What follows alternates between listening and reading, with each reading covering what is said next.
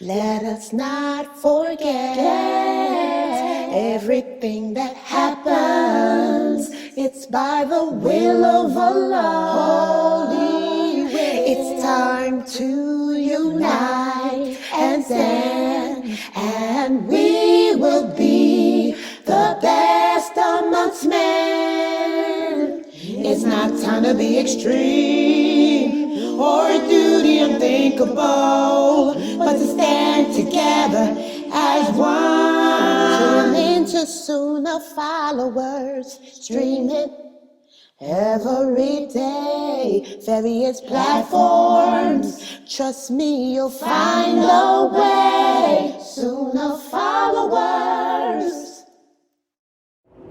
Sunnahfollowers. Presenting Volume 2 of Diluting Al-Wala Wal-Bara, part of the Right Belief series, the Unveiled Trilogy, written by Sheikh Karim Abu Zaid. This book will focus on awakening the faith in a non-faith-centered world. Explained, broken down, and brought to you, unlike before, by Ustada lailanasheeba. Join us Monday through Friday, 6 p.m. Eastern, right here on Sunnah Followers.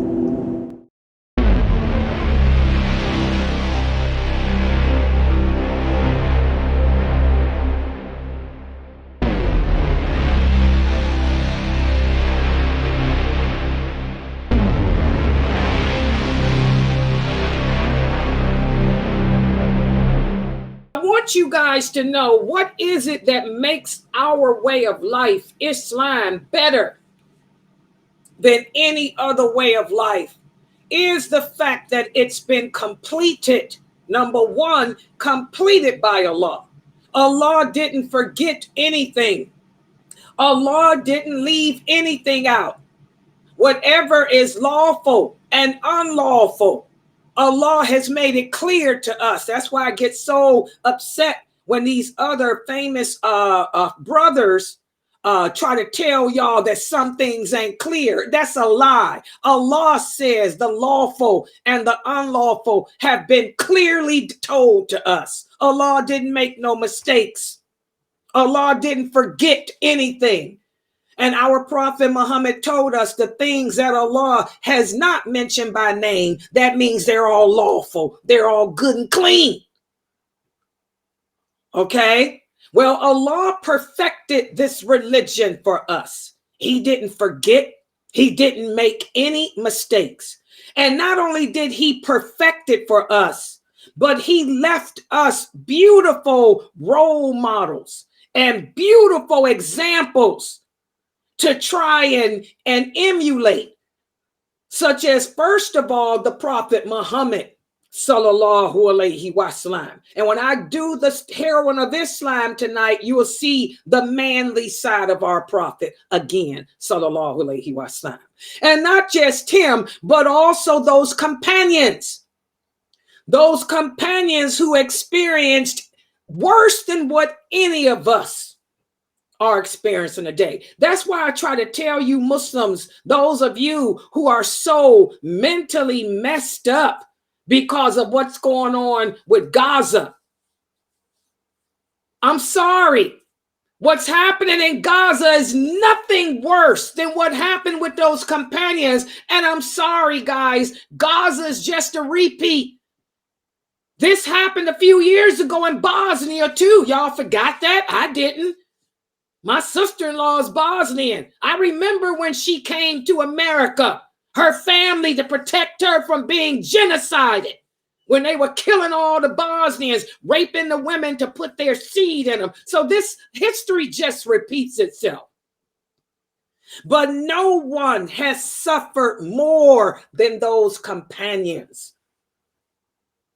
And that's why they are great examples for us. Allah left that. He left their stories behind for us to learn from, to find hope. And then we have the early imams, the early scholars. I ain't talking about these come-a-dime people today. I'm sorry. I'm talking about the early scholars. who were the inheritors of the companions. There's a lot to learn from them. You know, they were closer to the companions than any of us. Which, oh, by the way, let me mention this because one of the brothers here, I always get these questions from the brothers. One of the brothers here sent me an email today saying, Sister Layla, I was listening to another, I call it the Ruwaybida. Who are the Ruwaybida? They are the internet Islamic influencers on YouTube. Well, he was listening to a very famous one, and he sent me an email. He said, Layla, I was listening, to this brother, and he was saying, that the Muslims today are more knowledgeable and are able to decipher the hadiths better than those early scholars, because the early scholars didn't have the technology that we have today. Imam Bukhari, Imam Muslim, Tabarani, and all of them, they did not have the technology to research. So they can't verify like we can today. And he was saying that this famous, I call Ruwaybida. Who are the Ruwaybida? Lailanasheeba will tell you they are the social media influencers that you see on YouTube and Facebook giving lectures about Islam. 97, I repeat, 97, I repeat, 97% of the women and men who are on social media lecturing about Islam don't know anything about it. They're lying to you. They're misconstruing the words of Allah. They don't know nothing about the companions. They know nothing of the history of Islam. They take the hadiths and twist them around. They don't even know the lawful or the unlawful. They live on opinion, fatwa.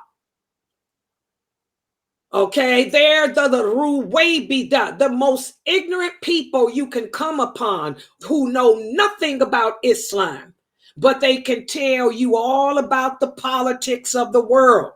They can tell you all about the psychology of life. That's the Ruwaybida. And they are on social media right now talking. They're the people y'all listen to every day who you think are scholars when they're nothing. Well, this person made the comment. And so the brother sent me the link. And I usually don't deal with that. He sent also attached to the email the link to this famous Ruwaybida, that's what he is, lecture that he gave on YouTube yesterday, saying, so I could hear for myself that the person said that we are able to uncover more about whether or not a hadith is authentic because of the technology. And this person has went so far as to say that some of the hadiths in Bukhari are not authentic. Some of the hadiths in Sahih Muslim are not authentic. I told that brother, this person ain't nothing but a denizen of shaitan. That person is nothing but a Ruwaybida. Oh, sister, look, he's got 10 million followers. He's famous. Everybody loves him. He's Sheikh so-and-so. I said, he's Sheikh come a dime a dozen. He's trash. And he's ignorant. Because how can you make the statement that because of our technology today, we can verify a hadith better? When there's no matter how much technology we have, there's one thing that man will never be able to do, and that is to raise the dead. Until you can raise up those dead companions and ask them, did Allah, did the prophet say that? How can you make a statement like that? So I told that brother, you need to stop watching these social media influencers who hide behind the term scholar when they're nothing but trash and denizens of shaitan. They know nothing about this deen until you can raise up those companions and ask them, how can you disprove anything? When those early scholars got their information from the companions and from the tabi'in and from Imam Malik was the governor of Medina. One of his teachers was Asma, who was one of the best students of Aisha, radiyallahu anha. So how can you sit up and say that because of technology today, you can disprove a hadith? Raise up Asma. Raise her up from the dead. Raise up Aisha. You're going to disprove something that Imam Malik said when he heard it directly from Aisha's student. Raise her up. And this is why I tell you Muslims today, you have to stop being so gullible. You guys have to stop being so ignorant to allow these social media influencers to behoove you, to bewilder you, and to bewitch you. This is why your the fitra keeps dimming. Stop listening to those people. Yeah, we have technology today. So, what that got to do with the cost of tea in China? Yeah, we got some technology, but we can't raise up the dead, can we? Allah says in the Quran that nobody will ever understand this religion better than those original companions and those who came after them. And those who came after them, that's what Allah says. So now you want to, who is this famous loser with all his followers telling you that he can disprove what those companions said when Allah himself says you cannot, that you will never be better than them in your faith, in your practice, nor your understanding? You guys have to wake up, because these men and these women on social media who have you duped, you're giving them the ability to dupe you. Without your support, they would be nothing but revealed as the losers that they are. But you're the ones fueling them, building them up. Stop listening to them. You say you believe in Allah. We all say, La ilaha illallah, we believe in Allah. Then why are you calling him a liar?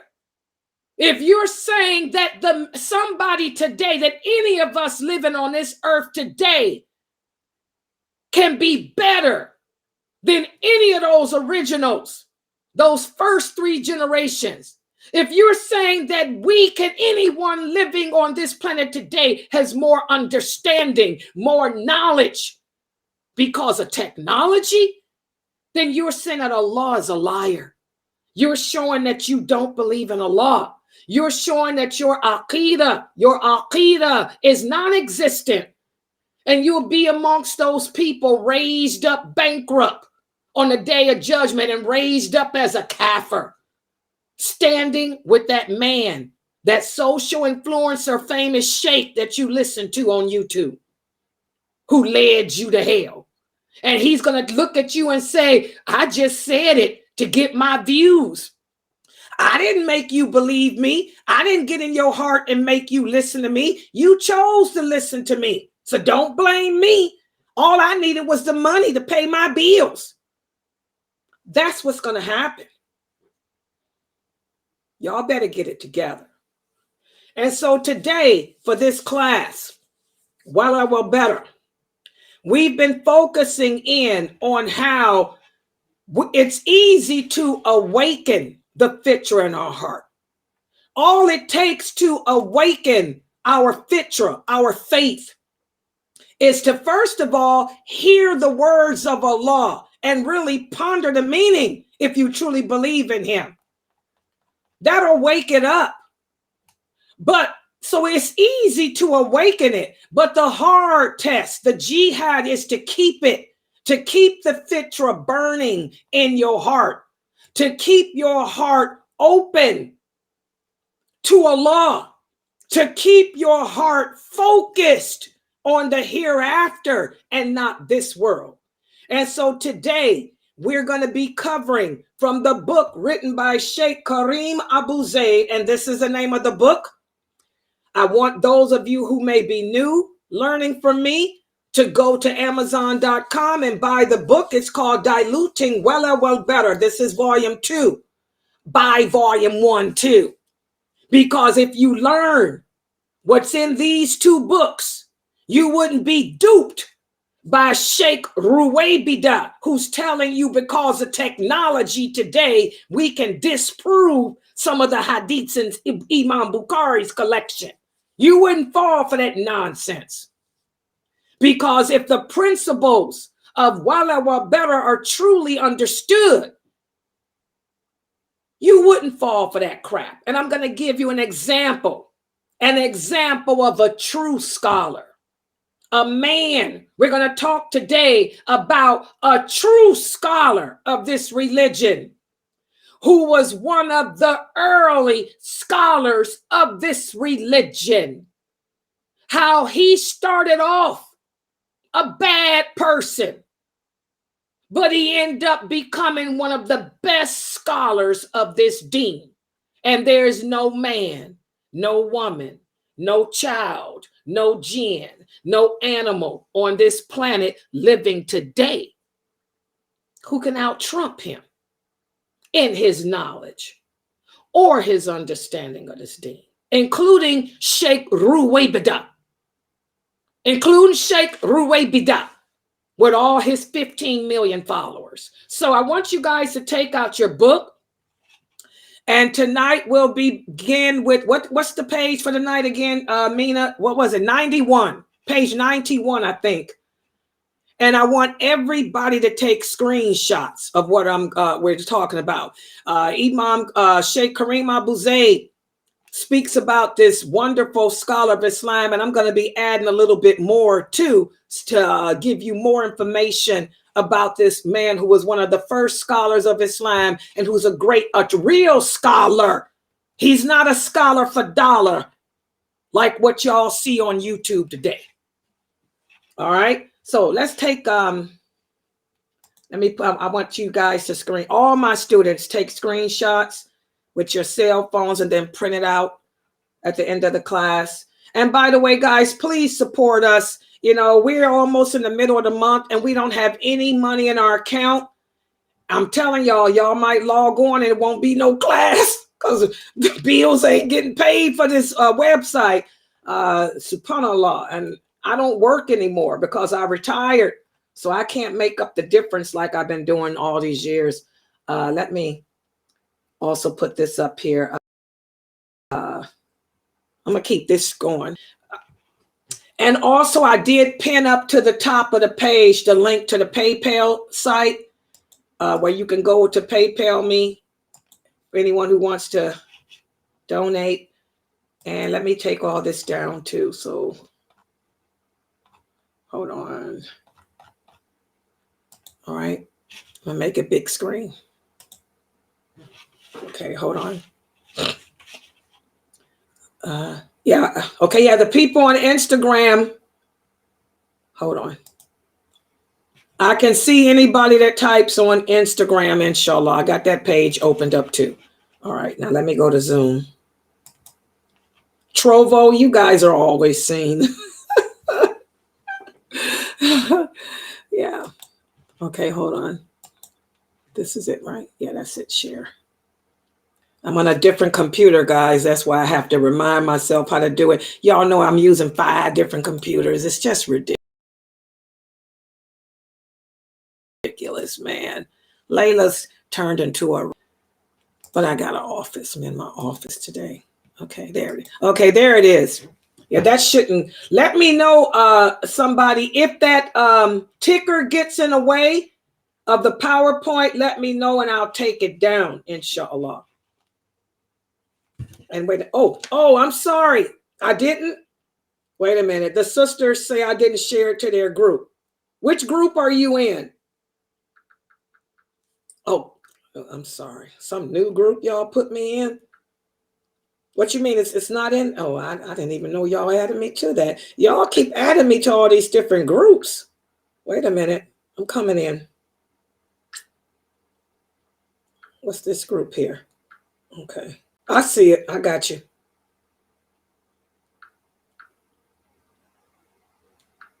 Okay. Give me a second. Okay, yeah, I see that one too. I'm adding it.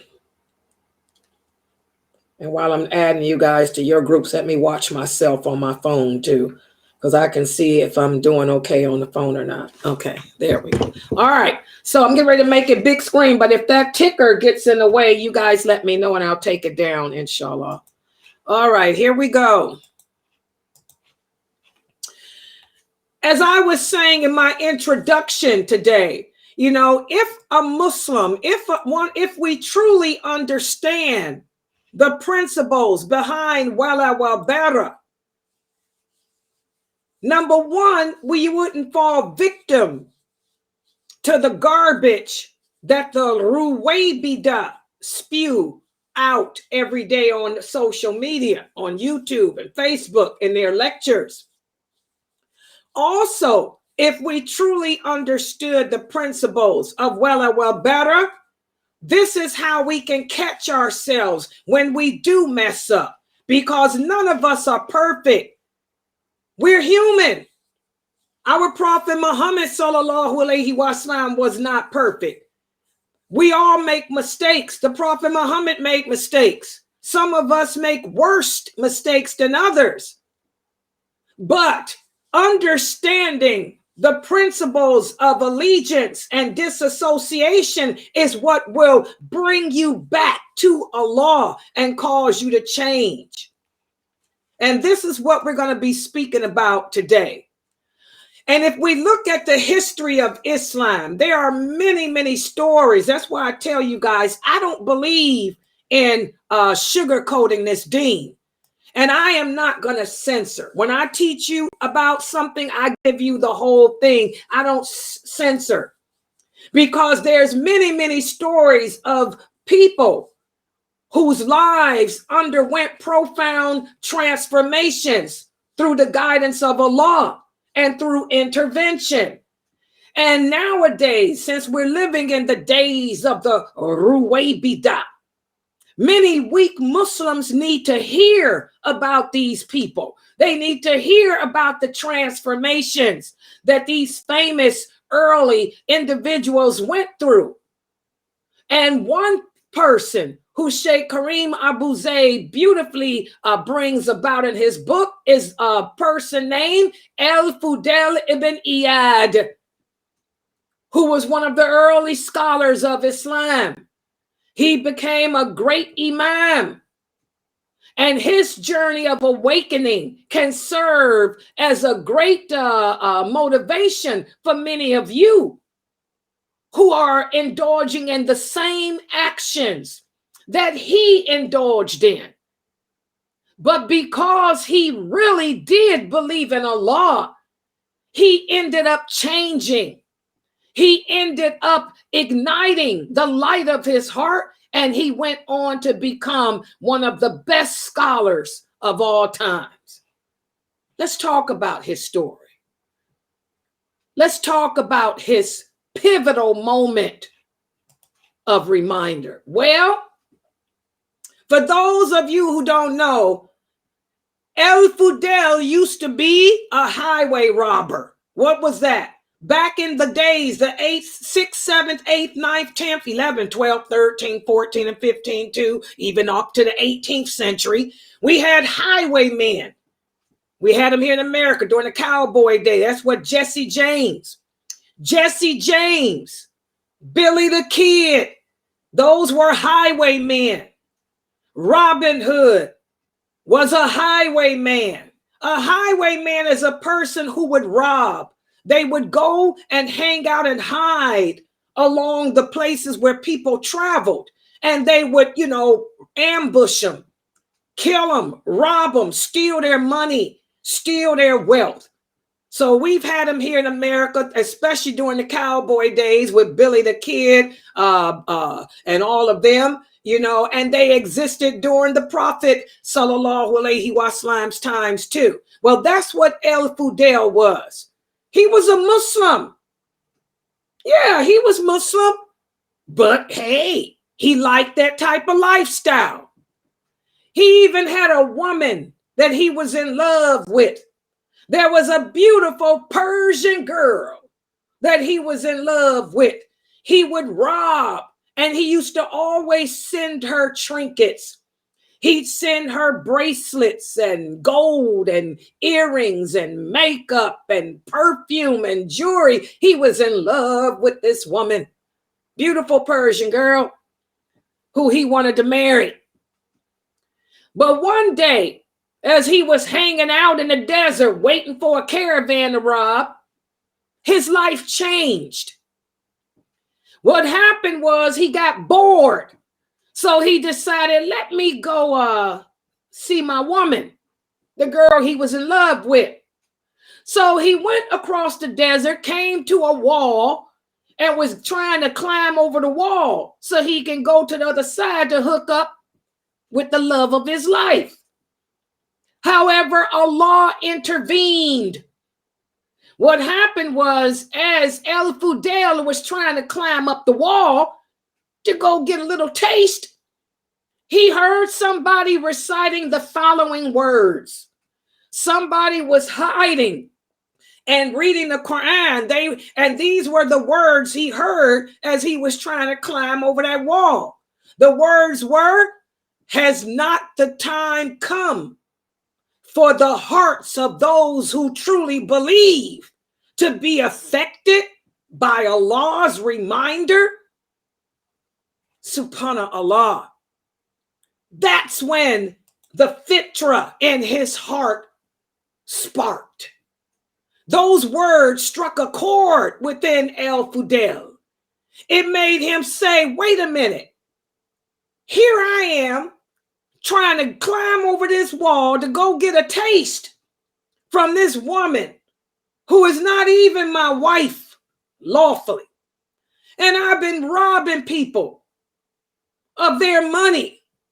Subhanallah. He said, instead of going over here to commit sin, he said, it's time that I change myself. So he jumped down from the wall he was trying to climb over. And he went and found a cave, some ruins of a town in the desert. And he climbed into the ruins and decided to rest there for the night. And while he was resting near a cave in these ruins, he encountered a group of travelers. He saw them, but they didn't see him. This was a caravan of travelers. They were trying to travel, but they were afraid. They were talking about him. They were afraid and hoping and making dua. They were praying to Allah that he didn't ambush them. They said, this is the area that Fadyl is known for raiding and robbing and killing. They said, "Oh Allah, please let us make it through this this area safely without us losing our property or losing our lives."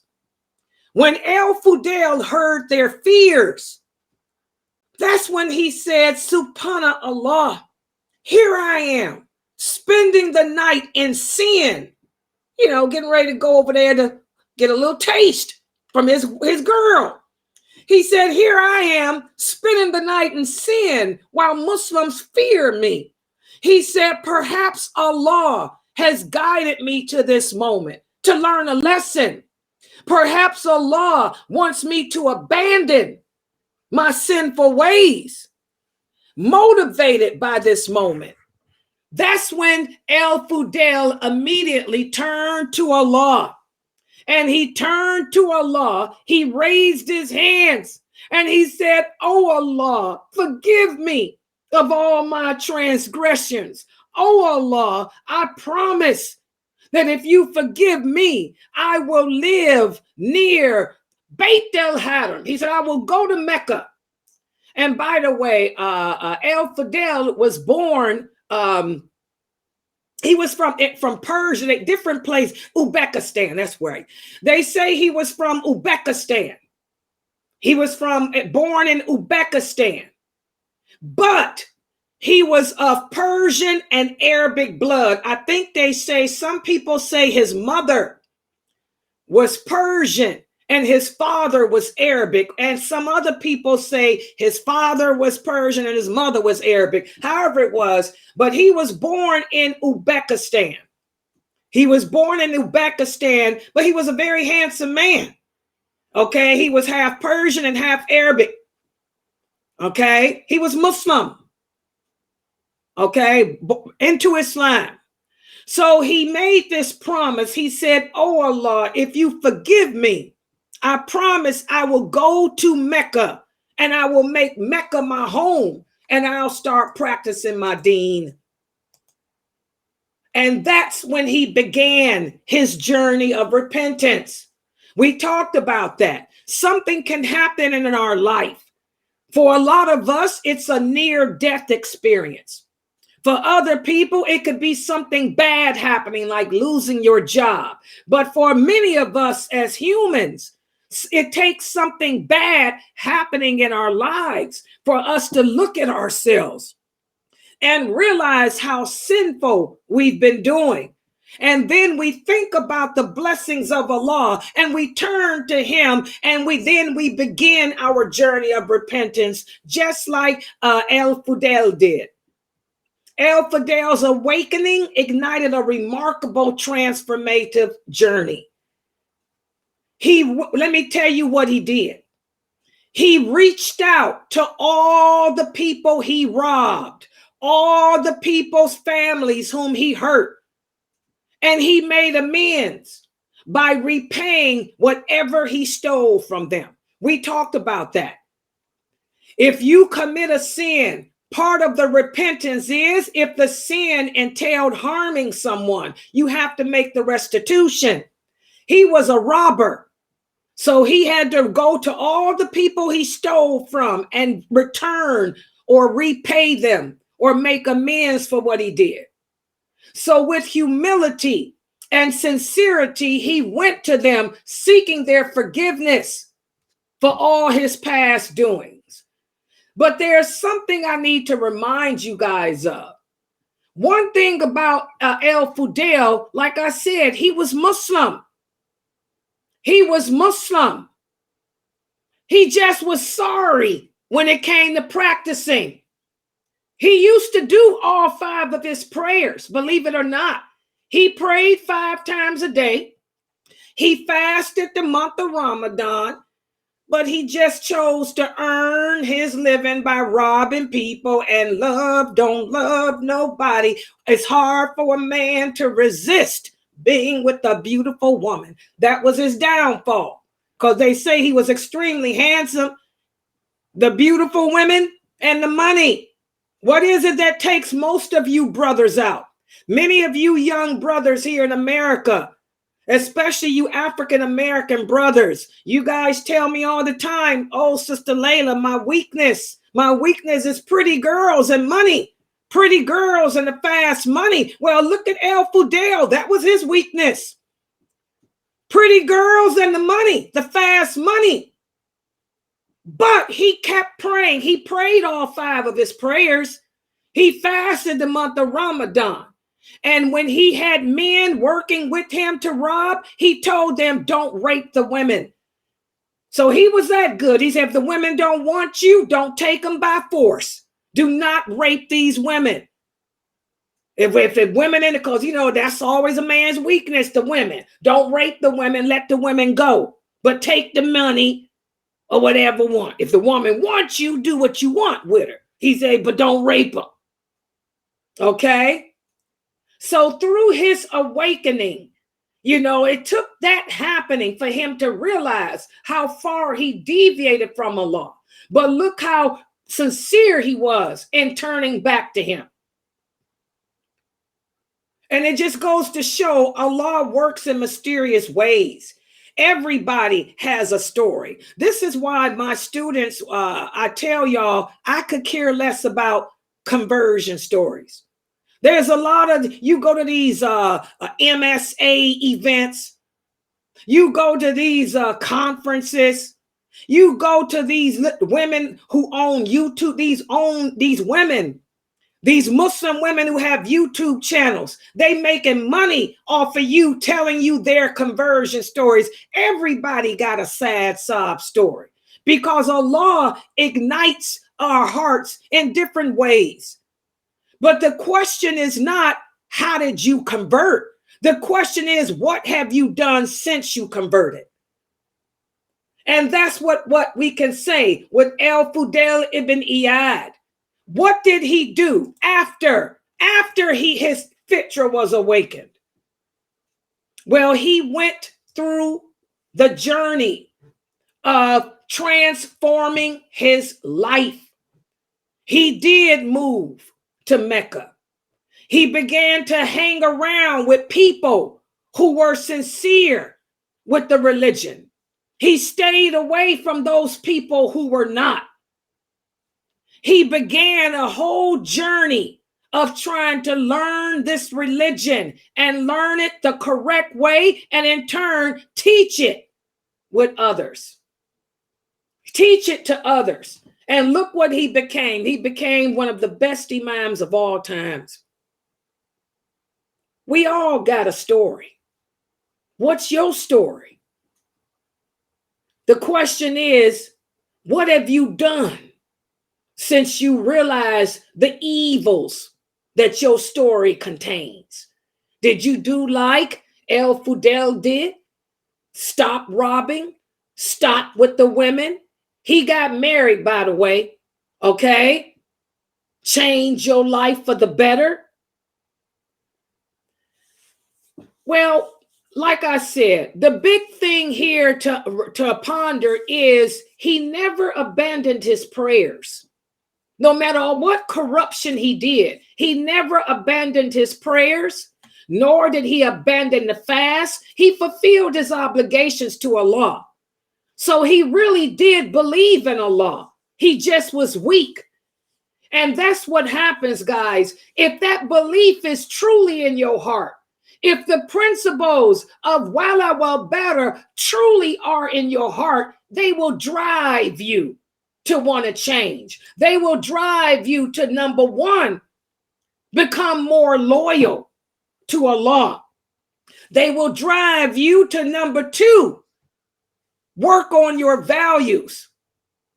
Personal loyalty requires steadfastness of faith. Personal loyalty requires that you live in harmony with the Islamic values. Ibn